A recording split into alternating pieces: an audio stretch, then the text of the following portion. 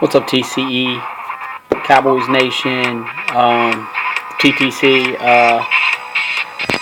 Oh man, let's start this video off wishing T-Spence a happy late birthday, and I hope the rest of the guys had a Merry Christmas, and we're gonna have a Happy New Year. Watched T-Spence's video on my way home from work, and I just watched J-Wad's video. Let's see. All day today, argued with people about Sue, and he won his appeal. So it's not the fact. It's like, if you haven't watched T-Spence's video, watch it, because he goes more into it. But my thing is with it, like I told my cousin, Dallas handled them last year for the most part. Yes, they got the win, but this is totally different now, you know. And if you think it's not, and there's any people here on the TTC that are Lions guys, I'm sorry, but it's different. You know, if Sue wouldn't have played, would it have made me happy? Yeah, it would have made me a lot happier, because it would have been. I'm not gonna lie to it would have been nicer for him not to be in it, but I think we're legitimately the better team. The reason I do not want him in here, because it's just bullshit, just like T-Spence said, you know. This guy, he goes around and does what he wants, and he gets fined. He gets fined. Ooh, this guy makes millions and millions of dollars. And then I saw what Simons was putting on Twitter. He had this shit called hours before it happened. He said $100,000.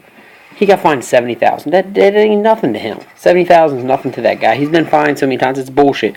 Should he have been suspended? Yeah. Aaron Rodgers is arguably going to be the MVP for the season, and they let that happen.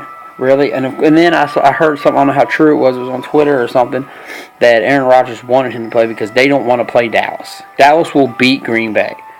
It's just, watch J-Wad's video, because he goes into that for the same reason.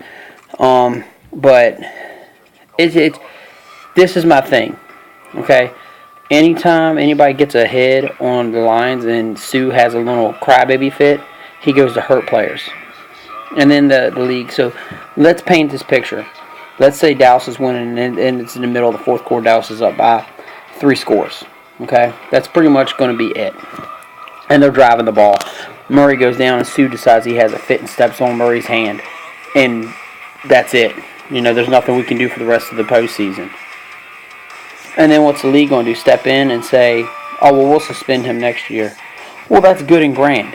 But guess what? Now we've lost our main focus. Do I think Randall could still play and everything? That's fine, but I'm not trying to get off topic.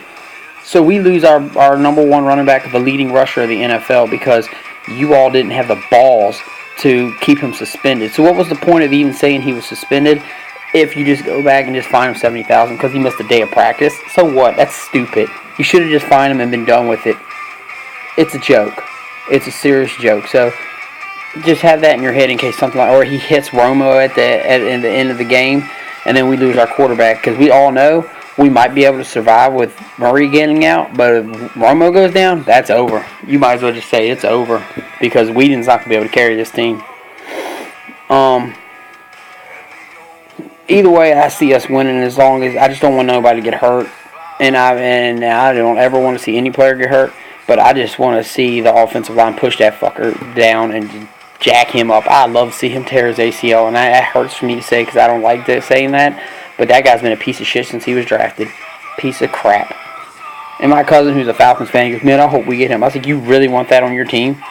He's not even dependable, but apparently he is, because the NFL lets him do what he wants. They just fine him. Oh, here's $70,000, here's $60,000. It's okay. You just fine it. It's cool. But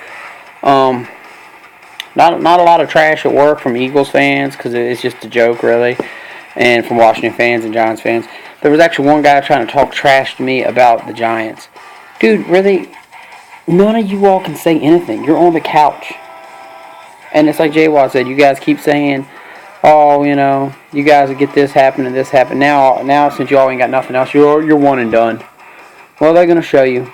And it's just like every real Cowboys fan knows in their head and in their heart, this is just a special team. Special team. You can feel it.